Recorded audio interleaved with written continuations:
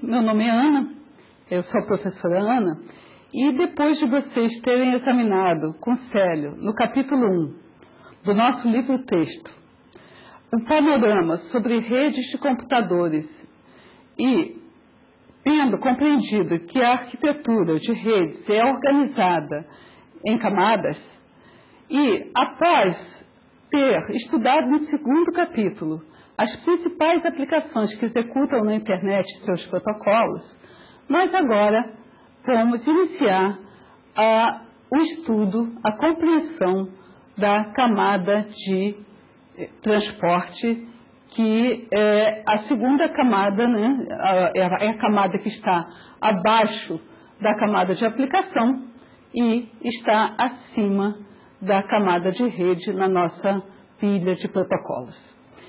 Bem, a aula de hoje, ela vai tratar de serviços e protocolos da camada de transporte, da multiplexação e demultiplexação e do protocolo UDP, que é um dos protocolos da camada de transporte da internet. Então, só para relembrar, uma coisa que já deve estar, de alguma forma, bem conhecida de vocês, o nosso curso exige o uso de livro. Nosso livro-texto é o livro Redes de Computadores e a Internet, uma abordagem top-down, dos autores James Kurose e Keith Ross. Vocês devem usá-lo, pois a nossa aula está, de alguma forma, planejada em cima desse livro e grande parte dos assuntos aqui abordados também podem ser encontrados em algumas referências adicionais. Entre elas, nós citamos o livro do Tannenbaum, né, que vocês podem encontrar nas bibliotecas dos polos de vocês. Bem, então, o nosso assunto é o capítulo 3, que trata da camada de transporte. As metas que nós temos que atingir ao final desse capítulo são basicamente duas: compreender os princípios por meio dos quais são implementados os serviços da camada de transporte e aprender os protocolos da camada de transporte da internet, que é sempre o nosso foco principal. Na primeira meta, a gente vai examinar o processo de multiplexação e demultiplexação, a transferência confiável de dados e controle de fluxo e também o controle de congestionamento. Na segunda meta, onde a gente estuda os protocolos da camada de transporte da internet, nós vamos estudar o protocolo UDP, que faz transporte de dados sem conexão, o protocolo TCP, que realiza transporte orientado à conexão, e o controle de congestionamento, que é realizado por esse mesmo protocolo. Bem, a sequência que nós vamos abordar os temas desse capítulo inclui serviços e protocolos da camada de transporte, que é o primeiro assunto da gente. Depois nós vamos falar da multiplexação e demultiplexação e transporte não orientado à conexão, que é realizado pelo UDP. E esses três itens aqui são os componentes dessa nossa aula de hoje. Em aulas posteriores, nós vamos tratar de princípios da transferência confiável de dados. Isso é necessário para que a gente possa, enfim, abordar o transporte orientado à conexão do TCP, tá? Os princípios de controle de congestionamento e aí, como último item, a gente aborda como que o TCP faz o controle de congestionamento ele próprio na internet. Bem, então vamos começar pelo início. Vamos começar falando dos serviços e protocolos de transporte. Para que serve, né, na verdade, a camada de transporte, os protocolos da camada de transporte? Então, essa camada, ela provê a comunicação lógica entre processos de aplicação que executam em hospedeiros diferentes. Isso, em outras palavras, significa que a comunicação lógica vai possibilitar que os processos de aplicação que executam na camada de aplicação, eles, de alguma forma, imaginem, sintam que os dois hospedeiros onde a aplicação executa, onde os processos de aplicação executam, como se eles estivessem ligados diretamente. Na verdade, nos capítulos anteriores, principalmente do capítulo 1, nós já sabemos que os hospedeiros não se ligam diretamente. Eles estão ligados através do núcleo da rede, que é organizada e formada por diversos roteadores e enlaces. Bem, os protocolos de transporte executam nos sistemas finais. Então, se a gente olhar essa figura que esse slide apresenta, nós vamos ver que a ideia da comunicação lógica entre a camada de transporte do hospedeiro e do outro hospedeiro, onde os processos de aplicação executam, estão marcados em vermelho. E vamos observar também, através dessa figura, que no núcleo da rede, que está representado aqui na figura pelos roteadores, nós não temos a camada de transporte. Nós só temos 3 camadas da arquitetura de computadores, das redes de computadores. Ao passo que nos hospedeiros nós temos 5, incluindo a camada de transporte. Então, só para relacionar a figura com o texto, os protocolos de transporte executam somente nos sistemas finais.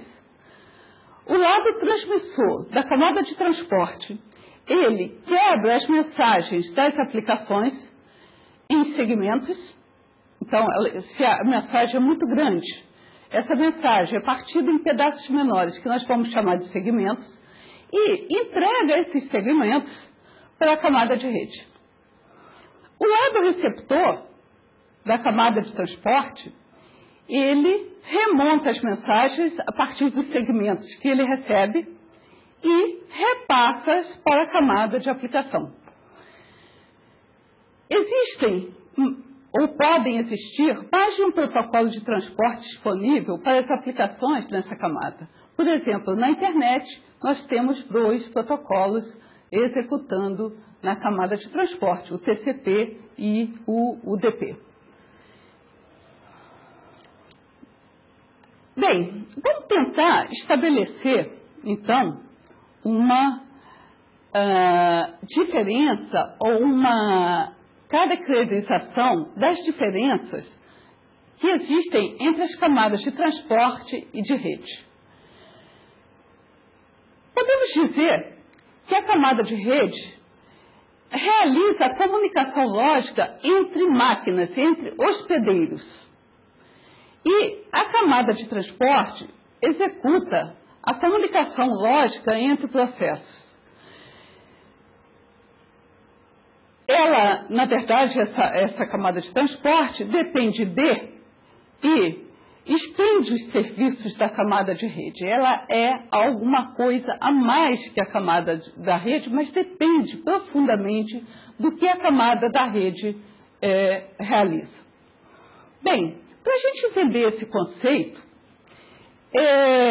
seria interessante a gente estabelecer uma analogia sobre as ideias da nossa pilha de protocolos em camadas de redes e uma analogia da vida cotidiana. Tá? Então, o autor, no nosso livro-texto, usa o seguinte exemplo. Existem 2 casas, uma na costa leste e outra na costa oeste americana, e em cada uma dessas casas nós temos 12 crianças. Essas crianças adoram escrever cartas e toda semana cada criança escreve uma carta para cada outra criança da outra casa. Nessas casas existem crianças de diversas idades. Então, As crianças mais velhas de cada casa, no caso Ana, da costa oeste, e o Bill na costa leste, que são as mais velhas, elas fazem o seguinte: toda semana elas recolhem cartas das crianças, de cada uma das crianças, ou seja, elas recolhem no total, cada uma, 144 cartas, já que cada criança escreve 12 cartas, tá? E entregam no serviço postal.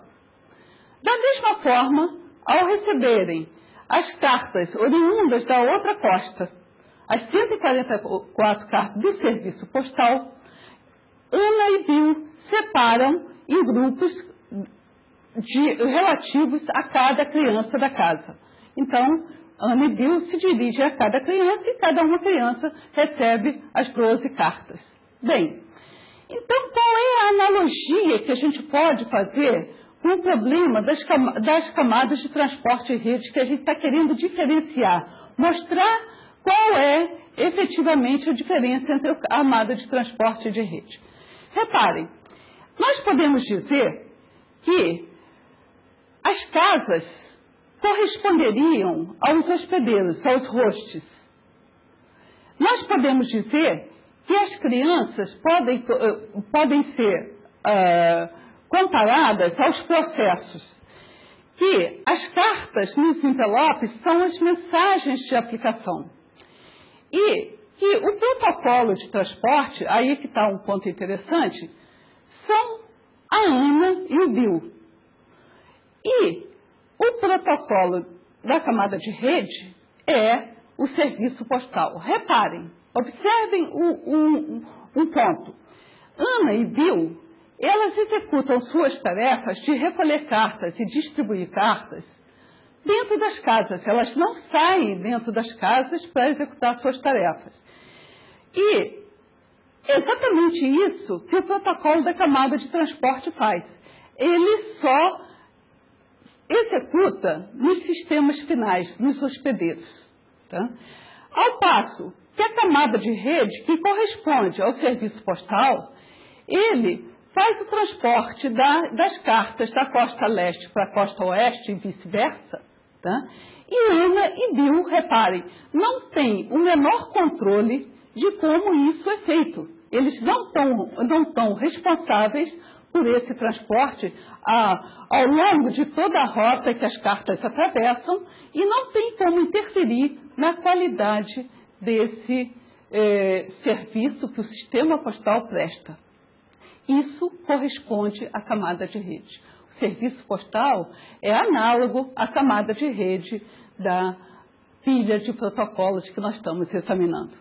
Repare ainda, em cima desse exemplo, que, por exemplo, Ana e Bill podem sair de férias.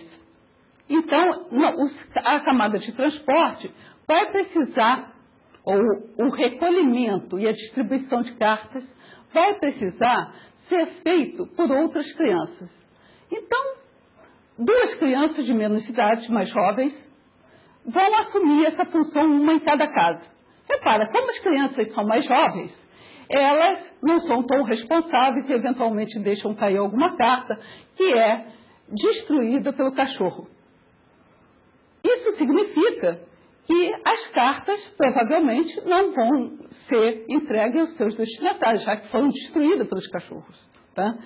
Isso significa também que a camada de transporte agora está sendo executada, no caso por outras crianças, então, que executam esse serviço de forma diferente, talvez menos responsável, podemos dizer. Tá?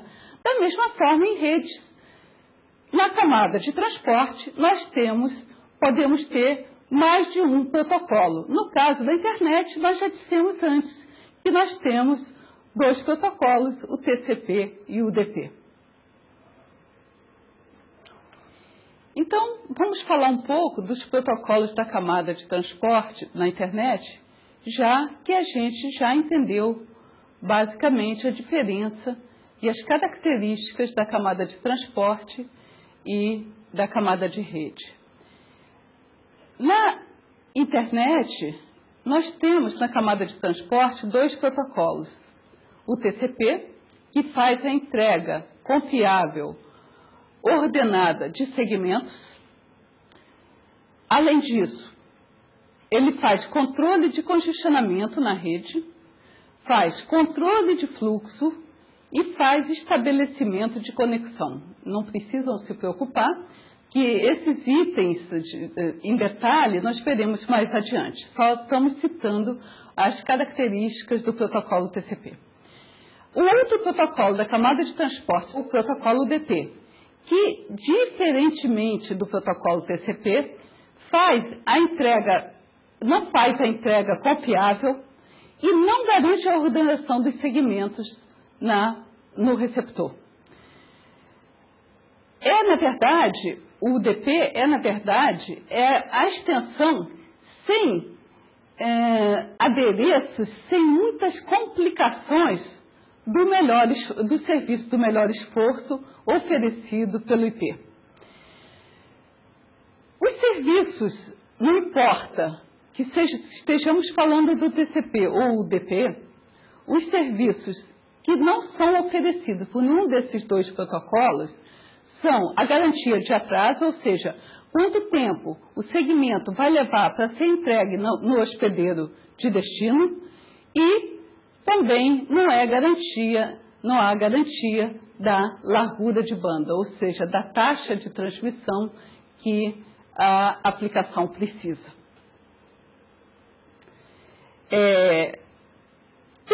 Tendo terminado de examinar os serviços e os protocolos da camada de transporte, vamos passar então a falar do segundo item da aula de hoje, que é multiplexação e demultiplexação. Bem, o processo de multiplexação e demultiplexação, ele é necessário na camada de transporte porque, na verdade, é necessário entregar o segmento ao processo correto. Bem, a demultiplexação, ela ocorre no receptor. E o que é preciso fazer, como eu disse antes, é entregar os segmentos recebidos ao socket correto. Nós sabemos, lá do capítulo 1 e principalmente do capítulo 2, que cada processo da aplicação pode estar associado a um socket. É através do socket que a informação, a mensagem que a aplicação produz é passada para a camada de transporte, e é a partir do socket que as informações que chegam da rede são entregues ao processo. Então, a demultiplexação que é feita no receptor, ela corresponde, na verdade, à entrega dos segmentos do socket do processo correto. A demultiplexação, ela reúne os dados dos diferentes sockets, envelopa os dados com cabeçalho, que é usado posteriormente para que a demultiplexação seja possível. Então, reparem, na figura que a gente tem aqui para ilustrar o processo, nós temos 3 hosts, ou 3 hospedeiros, o host 1, o host 2 e o host 3. Tá? No host 1, nós temos em execução uma aplicação, e o processo 3 que está associado a um socket. No host 3, nós temos uma outra aplicação, um processo 4 em execução e um socket que está associado a essa aplicação. E no host 2, nós temos 2 processos em execução, o processo 1 e o processo 2, e a cada um desses processos nós temos o seu respectivo socket. O que a gente está vendo nesta figura é que o processo da aplicação que executa no host 3 está enviando uma mensagem para o processo 2 que executa no host 2. Repare, quando esse segmento chegar no host 2, ele tem que ser entregue corretamente ao processo 2, através do seu socket, e nunca ao processo 1, através do socket do processo 1. Então, para isso, o host 2, na sua camada de transporte, deve realizar o processo de demultiplexação, ou seja, a entrega do segmento ao processo correto, através do seu socket. Isso, se nós pensarmos na analogia lá das 12 crianças em cada casa, a camada de transporte aqui, ela está recebendo do serviço postal, ou seja, do processo 4 e do processo 3, né, as cartas, no caso os segmentos, e entregando para a criança certa. O processo de multiplexação, ele é necessário exatamente para que, já que a gente tem na camada de aplicação diversas aplicações executando concorrentemente com diversos processos e segmentos que chegam devem ser entregues para as aplicações corretas. Bem, então precisamos entender como funciona a demultiplexação. O caso da multiplexação é muito óbvia. Na verdade, nos sockets, a camada de transporte apanha a informação que a aplicação lá colocou e entrega na camada de rede depois de gerar os segmentos. Tá? Já o processo de demultiplexação, que nós estamos examinando nesse momento, exige um exame mais cuidadoso. Bem, então, como é feita a demultiplexação? O host recebe os datagramas IP, né? Então, chega na máquina. Nós já sabemos que a camada de rede, né, é responsável de mover a informação através do núcleo da rede e entregá-lo à máquina de destino. Então, chegou o datagrama IP na máquina de destino. Tá? Bem, cada datagrama possui os endereços IP de origem e destino, ou seja, das máquinas de origem e destino de algum. As máquinas são identificadas ao atravessar a rede. Cada datagrama transporta um segmento da camada de transporte. Se a gente olhar na figura, né, que está aqui ao lado, que de alguma forma tenta nos ajudar na compreensão da questão da demultiplexação, nós vamos ver que isso é um formato de um segmento ou TCP ou UDP. A parte superior dessa figura, ela está mostrando, na verdade, o cabeçalho que a camada de transporte coloca nos dados que a aplicação lhe entregou, naquele pedaço da mensagem que ele fracionou, ele coloca um cabeçalho. Nós destacamos nessa figura, na parte superior, que nós temos ali duas informações. Porta do remetente, que de alguma forma vai identificar o socket do processo que enviou a mensagem, e no lado direito nós temos um campo onde é colocado a identificação da porta do receptor, que vai exatamente identificar o socket que deve receber aquele segmento que de alguma forma está mostrado nessa figura. Então, voltando à explicação, então cada segmento possui números de portas de origem e destino. Tá? Lembre que números de portas bem conhecidas são destinados a aplicações específicas. Isso a gente viu no capítulo 2, tá? Digamos assim, não é o alvo da nossa discussão agora, mas é sempre bom lembrar um pouco sobre isso. Tá? Bem, então o host recebe o datagrama IP, onde tem as informações, basicamente, do endereço IP da máquina que transmitiu a informação e da máquina que deve receber a informação. O que mais que tem dentro da informação que acabou de ser recebida.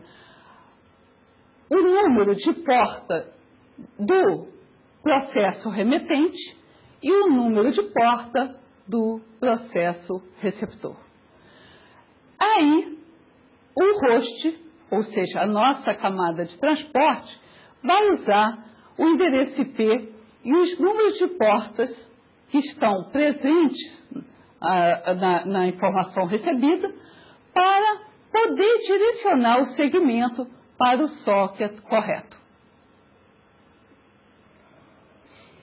Existe uma diferença na realização no processo de demultiplexação feita pelo TCP e pelo UDP.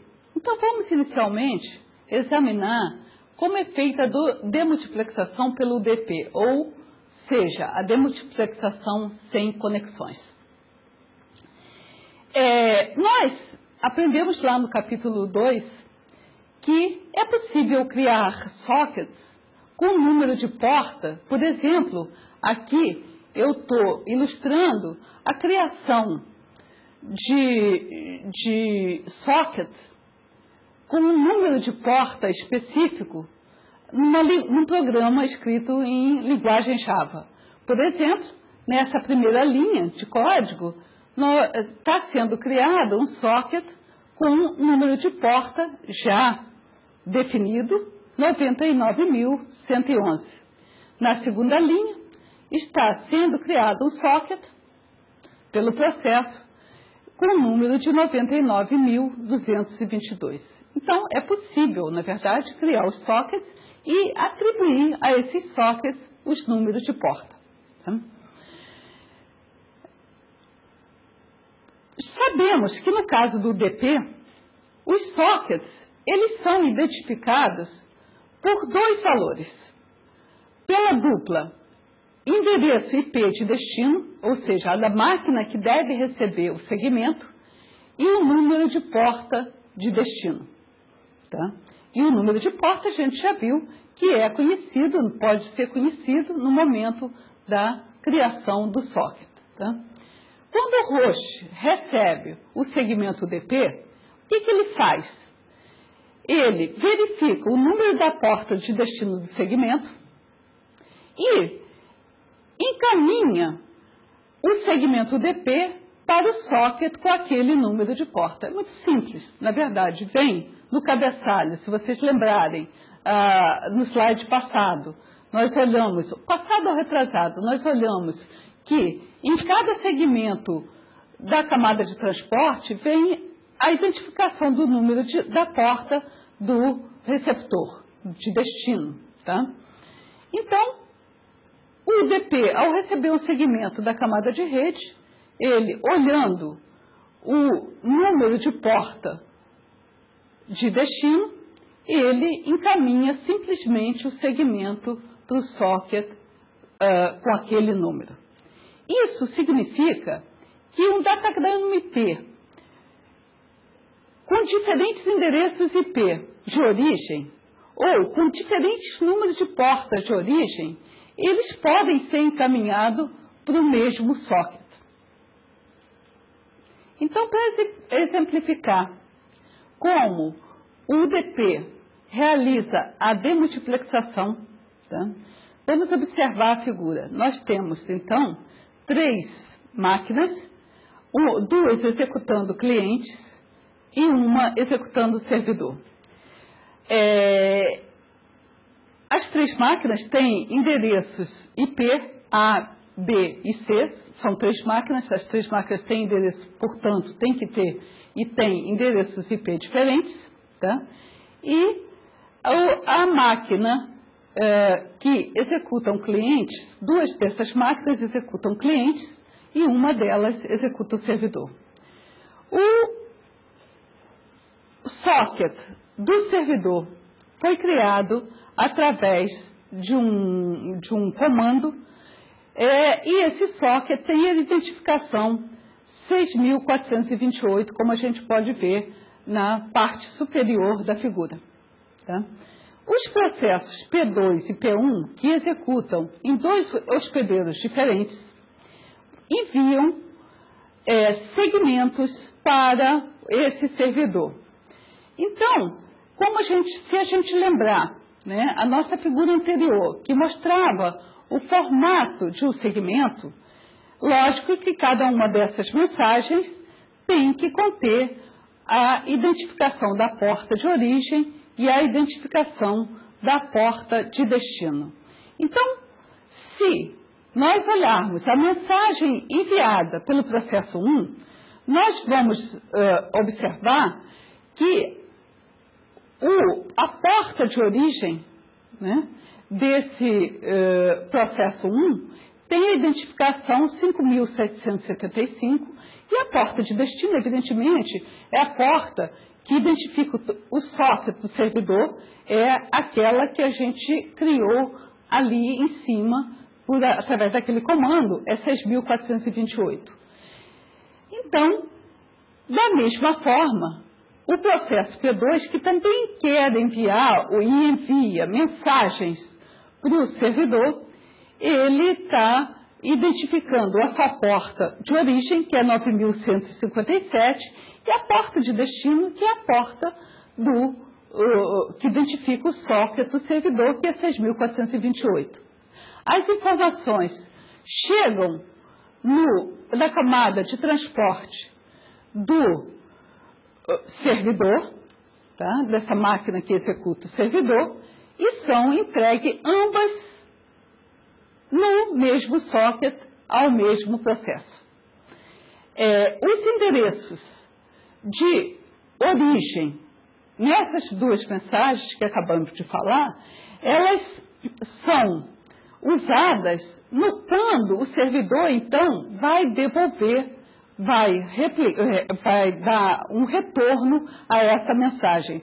Se a gente observar cuidadosamente a figura, a gente vai ver que o servidor, então, responde com mensagens e, para isso, ele endereça a mensagem para o processo 1, colocando sua própria identificação de porta, que é 6.428, e usando a identificação da porta de origem que veio na mensagem que o processo P1 mandou para ele como porta de destino. Repare que a porta é 5.775.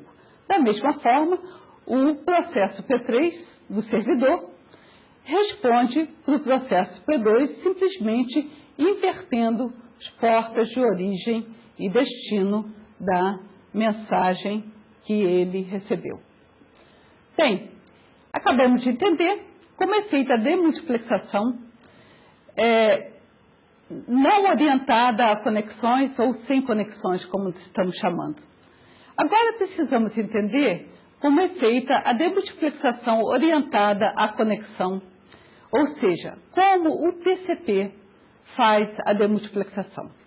Diferentemente do que acontece com o UDP, um socket TCP é identificado por 4 valores.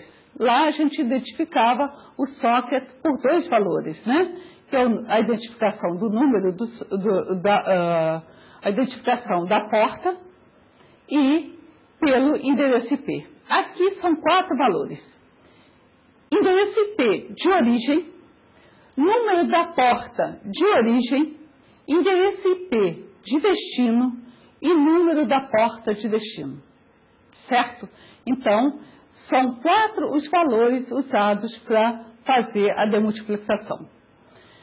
O receptor usa os 4 valores para direcionar o segmento para o socket apropriado. O servidor pode dar suporte a muitos sockets TCP simultâneos. Ou seja, não necessariamente um servidor TCP precisa ter um único socket. Ele pode ter vários sockets ao mesmo tempo. Cada socket é identificado pela sua 4 tupla, ou seja, cada socket vai ser identificado pelo endereço IP de origem, número da porta de origem, endereço IP de destino e número da porta de destino. Os servidores web têm sockets diferentes para cada conexão de cliente que ele está atendendo naquele momento. Só para lembrar e recordar um pouco do capítulo 2, o HTTP não persistente terá um socket diferente para cada pedido que o cliente fizer. Bem, então vamos usar a ilustração para compreender como é feita a demultiplexação orientada à conexão ou, se preferirmos, a demultiplexação realizada pelo TCP. Nós, de novo, temos aquele cenário anterior, onde nós temos 3 máquinas, 2 delas executando processos, as aplicações clientes, e uma delas executando a aplicação servidor. Então, nessa figura, nós podemos ver que, por exemplo, sim, cada uma das máquinas, só para repetir, para deixar bem claro, cada uma das máquinas tem o seu próprio endereço IP e, evidentemente, os processos clientes vão solicitar ao servidor enviando mensagens para que sejam atendidos. Então, aqui a diferença é a seguinte, do cenário anterior. Na primeira máquina, nós temos um processo cliente e na última máquina nós temos 2 processos clientes. Cada um desses processos está a ele associado um socket e, portanto, cada um desses sockets está identificado por aqueles 4 valores que nós examinamos anteriormente. Endereço IP de origem, porta de origem, endereço IP de destino e porta de destino. Bem, então como é feita a comunicação? Como é que é feita a demultiplexação? O processo 1, repara, envia o segmento e lá no seu cabeçalho vai ter a informação da identificação da porta de origem, da identificação da porta de destino, no caso 80, nós sabemos do capítulo 2, que o servidor web usa sempre a porta 80, o endereço IP da origem e o endereço IP de destino. Como esses 4 elementos, essa informação, quando chega no servidor, é entregue no socket correto para que seja usado pelo processo 4. Ao passo que as 2 outras mensagens, reparem que elas têm a mesma porta de destino, porém os endereços IP são diferentes, porém tanto de origem quanto de destino, e o número da porta de origem também é diferente. Então, jamais esses segmentos poderiam ser entregues ao processo 4. São entregues ao processo 4 apenas as mensagens que tenham a mesma característica que aquelas enviadas pelo cliente A.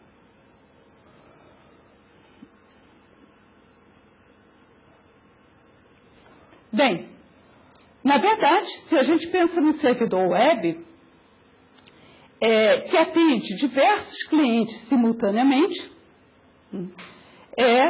a gente sabe que esse servidor, na verdade, ele pode ter associado a ele diferentes sockets que possuem diferentes identificações de porta. Portanto, o mesmo servidor pode atender, como a gente vê nessa ilustração, por exemplo, esse servidor que está executando o processo 4, ele tem 3 sockets, cada um desses sockets tem sua identificação e ele está, nesse momento, recebendo, através do socket, os segmentos enviados pelo processo 1, pelo processo 2 e pelo processo 3. Processo 2 e processo 3 executam na mesma máquina, mas a informação não é entregue no mesmo socket do servidor, porque as informações das portas de origem da mensagem enviada por P2 e por P3 são diferentes. Bem, então, até esse momento, nessa aula, nós examinamos os serviços e protocolos da camada de transporte e os processos de multiplexação e demultiplexação executados pelo UDP e pelo TCP. Agora, como parte final da nossa aula, nós vamos falar do UDP que faz o transporte não orientado à conexão. Vamos então passar a examinar o protocolo que executa na camada de transporte da internet, o UDP. O UDP é a abreviatura de User Datagram Protocol e detalhes maiores podem ser encontrados nessa referência, nesse RFC 768. Tá? O que nós podemos dizer do UDP? É um protocolo de transporte da internet mínimo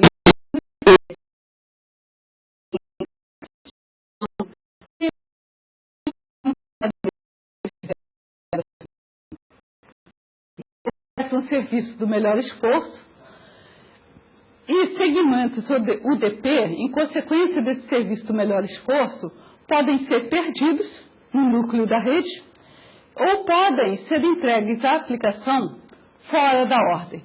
Tá? Ou seja, a aplicação, por exemplo, o P1 lá da nossa figura, manda um segmento e manda outro em seguida, o que foi enviado em segundo lugar pode ser entregue à aplicação antes do primeiro. Tá? Uma outra característica, e essa característica é relevante, que o UDP ele não estabelece conexão, por isso que a gente diz que é um serviço sem conexão. Não há o processo de setup do UDP entre o remetente e o receptor. E, além disso, ele trata de modo independente cada segmento UDP que ele envia ou recebe. Tá? Bem, a pergunta então que teria que ser feita é: então por que existe o UDP? Se ele faz tão pouco? Bem, antes de mais nada, a gente deve lembrar que uma das funções indispensáveis que o UDP faz é o processo de demultiplexação, ou seja, a entrega do segmento no socket do processo correto. Tá? Mas por que mais razões, então, existe o UDP? Primeiro, porque ele não tem o processo de estabelecimento de conexão, ou seja, ele elimina o estabelecimento de conexão e o processo de conexão consome tempo. Para algumas aplicações, isso pode não ser vantajoso.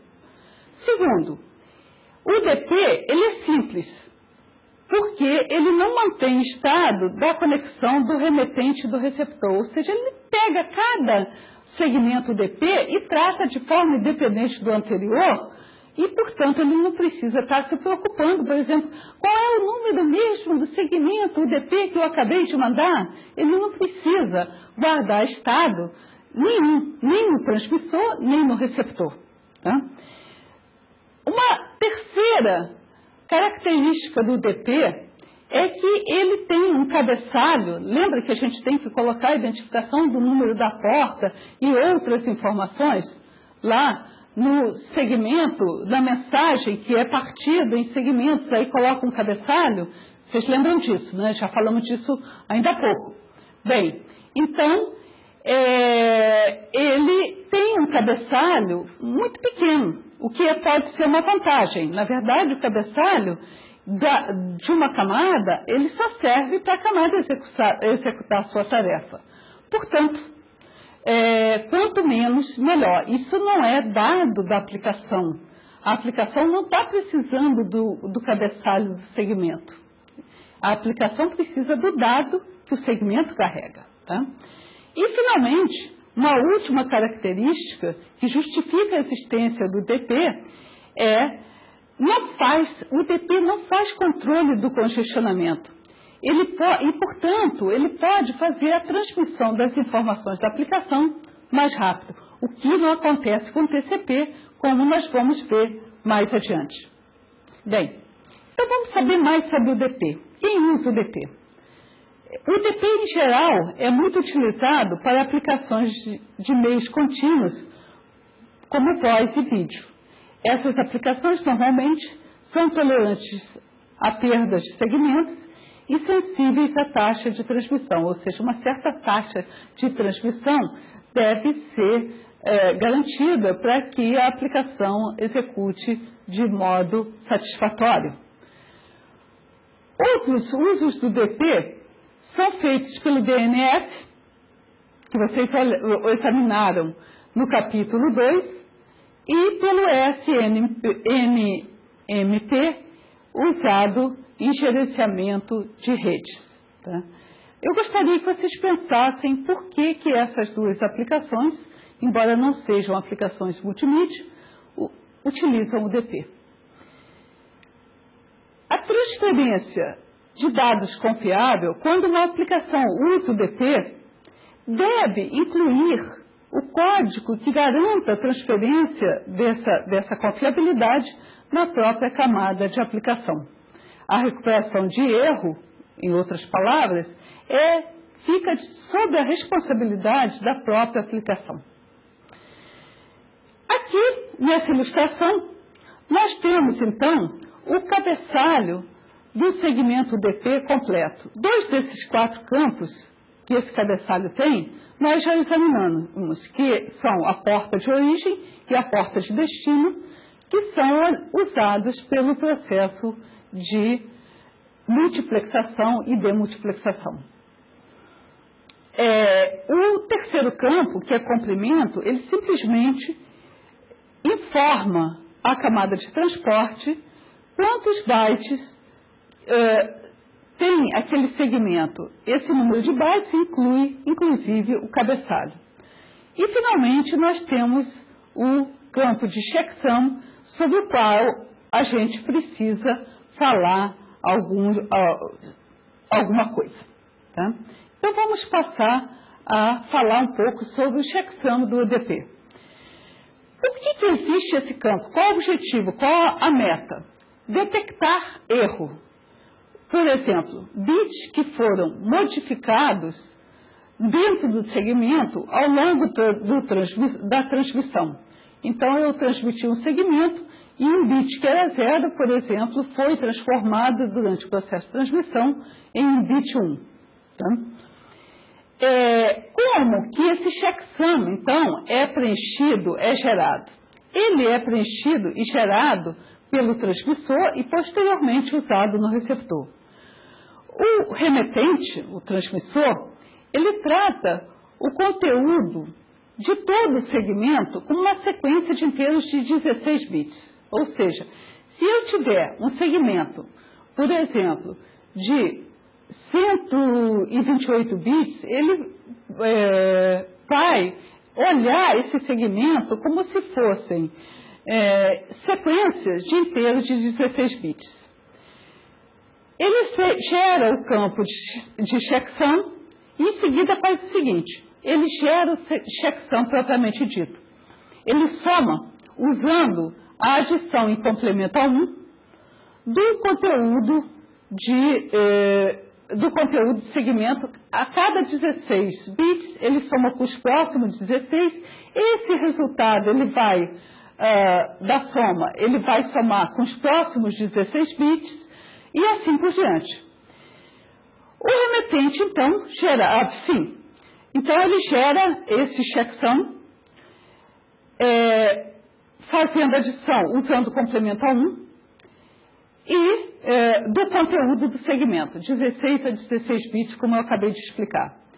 E aí o remetente coloca o complemento do valor da soma nos campos, daquele campo do cabeçalho do UDP. E o receptor, o que ele faz? Ele calcula o checksum do segmento recebido, igualzinho o remetente fez, e obtém, então, o checksum. Verifica se o checksum computado é 0, tá? E, se não, o erro é detectado e se sim, nenhum erro foi detectado. A pergunta que eu deixo para vocês pensarem é, mesmo que a verificação tenha dado 0, que significa que nenhum erro foi detectado, será que podem ainda ter erros nesse segmento recebido? Será que algum bit que era 0 se transformou em 1, ou algum bit que era 1 se transformou em 0 durante a transmissão? Pense um pouco nisso e responda. Bem, então, como é que é feito o checksum pelo UDP? Eu tenho aqui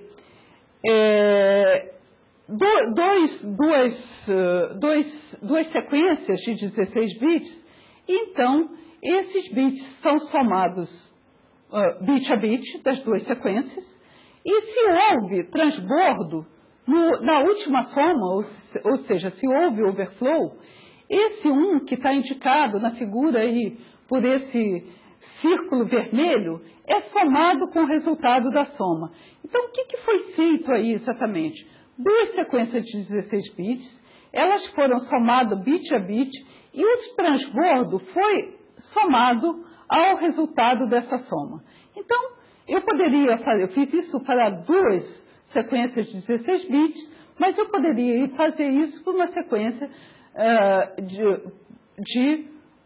por exemplo, três sequências de 16 bits, 20 sequências de 16 bits, sempre o resultado da soma é somado à próxima sequência de 16 bits até que a gente chega à soma final.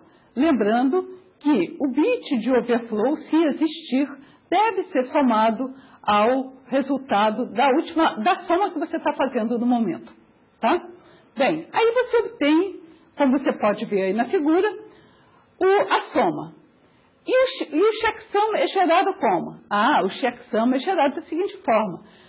Eu tenho o resultado da soma, cada bit 0 é mudado para 1 e cada bit 1 é mudado para 0. É esse valor do checksum que é inserido naquele campo do cabeçalho do UDP.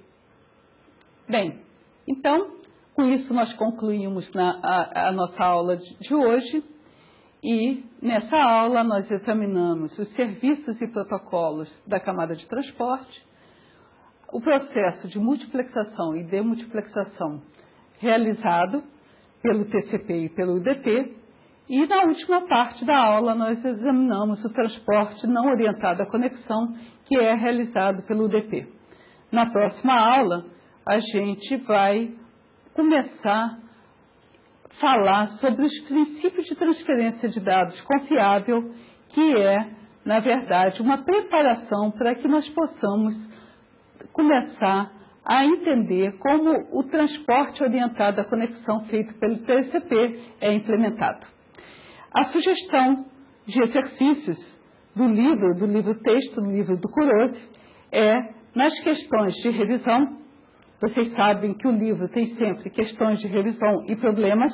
Então, nas questões de revisão, vocês estão aptos a resolver as questões 1, 2 e 3 e na parte de problemas também as questões 1, 2 e 3. Tentem responder esses exercícios, essas questões e esses problemas e façam uso dos seus tutores, tanto os tutores presenciais como os tutores à distância estarão disponíveis para ajudar vocês na solução do exercício. Então, na próxima aula, começamos a tratar dos princípios de transferência confiável de dados.